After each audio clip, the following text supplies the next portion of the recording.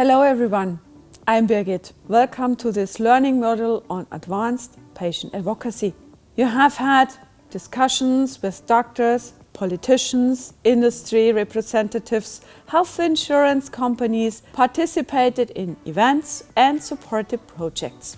You have gained experience and perhaps already felt how powerful your voice can be when you use it consciously. This module is about strategy, structure and impact. How to use your experience in a targeted way to bring about change. You will be given tools from the worlds of communication and healthcare. We will talk about responsibility, credibility, communication, storytelling and strategy. Patient advocacy is a mix of knowledge, attitude and heart. Perhaps you have already spoken publicly or are in a process of becoming more visible. Whatever your starting point, one thing is clear. When you speak for others, you bear responsibility. This responsibility has two sides. Towards the people you represent, they trust you to represent their perspective fair and truthfully. You are not just talking about diseases, but speaking for people who live with them.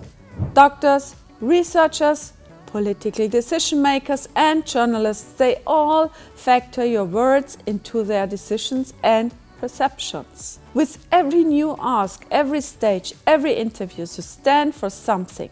Responsibility does not mean being perfect, it means acting consciously. Credibility and competence are the foundation of patient advocacy. Both come from knowledge, attitude and consistency. Those who are informed know their topics and understand the context show respect towards the patient groups they represent and towards the partners they talk to. Those who handle facts carefully, express themselves clearly and remain honest when they do not know something or acting personally. I can't comment on that at the moment, but I'll find out. It's not a weakness, but a sign of credibility. Respect and appreciation are the basis of all professional communications. Respect means listening and taking other positions seriously. Appreciation means acknowledging these positions. Both create trust and open doors that often remain closed with arguments alone. Competence is demonstrated by putting knowledge into action. This includes checking information, company sources and classifying content correctly. When you use figures, studies or quotations, always cite the source. This shows professionalism and respect for your audience. It signals that you are someone who takes responsibility. This helps you avoid misunderstandings and strengthens your positions in discussions. If you don't understand something, ask. Asking questions shows attention, interest, and a willingness to learn and helps you to stay on track in the discussion. An understanding of the healthcare system, patient rights, and the processes involved in research, care, and regulation is essential for patient advocates. In addition to your colleague and training opportunities, good sources of information include the websites of your country's health ministries and health authorities. They provide information about structures, laws, and public consultations. Only those who know the structures can question, improve, or supplement them. This involves understanding the mechanisms that shape decisions. Every patient advocate should have health literacy. This means not only reading information, but also being able to classify and understand it. In order to then translate it into relevant content, use it as arguments and bring it into the discussions. Those who remain calm, respond objectively and treat other opinions fairly will gain influence in the long term. Professionalism does not mean always being right, but rather cultivating relationships in which you can learn from each other. If you keep yourself informed, check your sources and exchange ideas with others, Your confidence will grow, and with it, your audibility and trust in you and your arguments. Now it's about how you make your credibility visible and conversations, meetings, and collaborations. Communication is the most important tool for this. In communication science, we talk about types of stakeholders. This means that different groups have different expectations, logics, and languages, and that communication must be adapted to remain effective.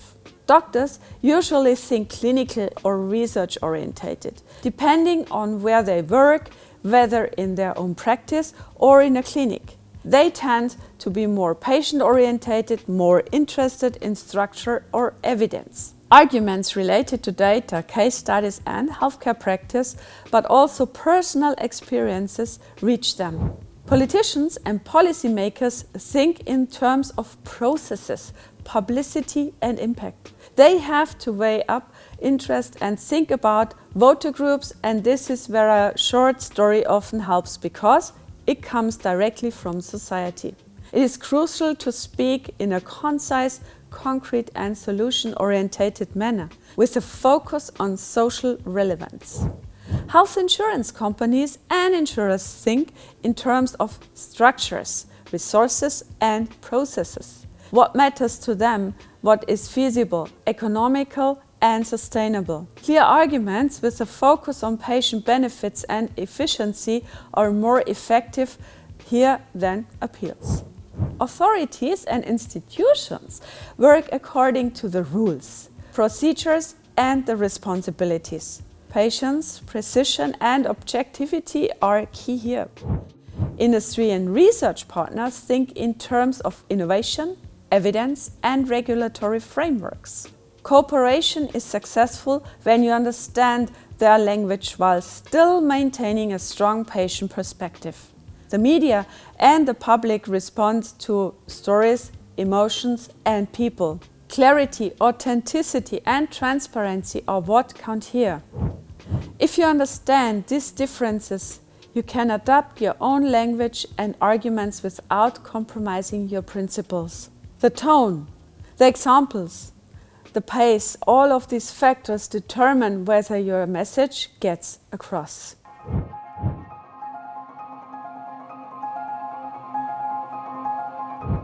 A simple model from scientific argumentation practice can help you to prepare discussions or topics.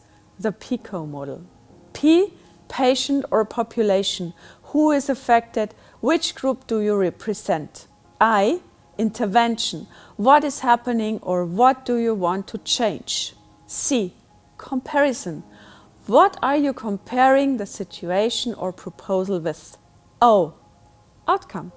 What is the desired result or goal? PICO helps to organize arguments and clarify messages, especially in discussion with doctors, researchers, or authorities. It brings structure, clarity, and a logical structure to your communication. Language speaks simply but not trivially.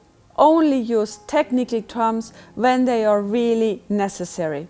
Say what you mean without overloading the conversation. The clearer you are, the better you will be understood. Solution orientation.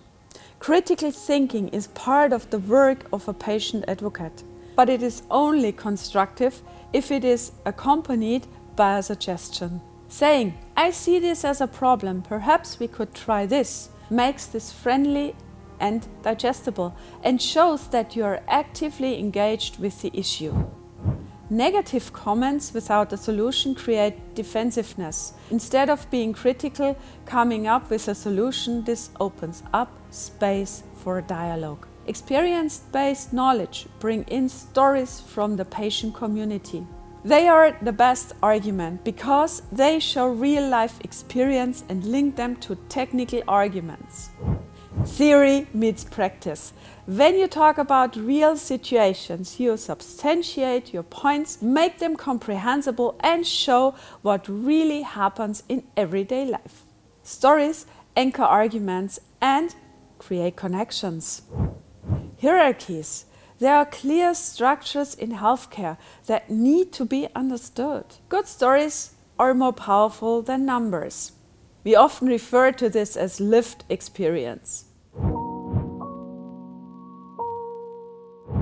When I first became involved in patient advocacy at good 21 years ago, it was probably the biggest learning experience of my life. At my first advisory board meeting, I sat there, overwhelmed, hardly spoke and listened. I learned, asked questions, drew conclusions and talked to others about their experiences. To this day, it is a continuous learning process. I worked, got annoyed, and sometimes complained, and yes, I sacrificed a few bars of chocolate for this. But when I look back, I see that I made a difference and I'm far from finished.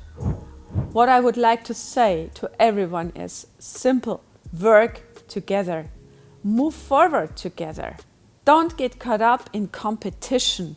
In the end, it's about people. Those who live with illness need support and deserve a voice. And that voice is you. So how does storytelling in practice work? Here are a few tips from my experience. Choose the story, not the drama. Good stories are honest, not exaggerated. They should inspire an understanding, not pity. Make them concrete. People remember images. Describe situations in such a way that people can see them. The moment, the thought, the conversation. Clarity of purpose. Ask yourself why I'm telling this story. Do I want to inform, encourage, or change something? A good story always has a purpose. Combine facts and emotions. Combine personal experience with data or results. This creates a balance between heart and the mind and increases credibility. Respect boundaries. You are sharing experiences, but you don't have to share everything. Protecting your privacy is part of being professional. And with an impact. Good storytelling creates closeness, orientation, and trust. It shows what data cannot show, how life really feels. And that is precisely the power that drives patient advocacy forward. Patient advocacy thrives on relationships between people, organizations, and systems. Trust is not a feeling, but a strategic success factor. Think with strategy without becoming calculating. Strategy means foresight. It means consciously shaping relationships and using your own energy in a targeted manner. Not every invitation or request has to be accepted. Consider, does this fit with my goal? Does it serve the cause I stand for? A good strategy needs clarity. Who are my partners? Where do I want to go? Consistency. Your attitude and message remain recognizable. Cooperation, collaboration instead of competition. Say what you do and do what you say. This creates credibility and access. Transparency means acting in a comprehensible manner and showing the basis on which you are speaking. Patient advocacy is a long-distance run. Systems change slowly, and so do people. Set priorities, pull your resources, and maintain your balance. You can't be everywhere, but you can make an impact where you are. So, don't stop the learning and stay yourself. Authentic, trustworthy, and with a huge commitment to support patients. Thank you for watching this training module. For more information, you can check resources from your patient groups, from your Rare Disease Europe or Every Life Foundation for Rare Diseases and your party training. Feel free to contact them directly.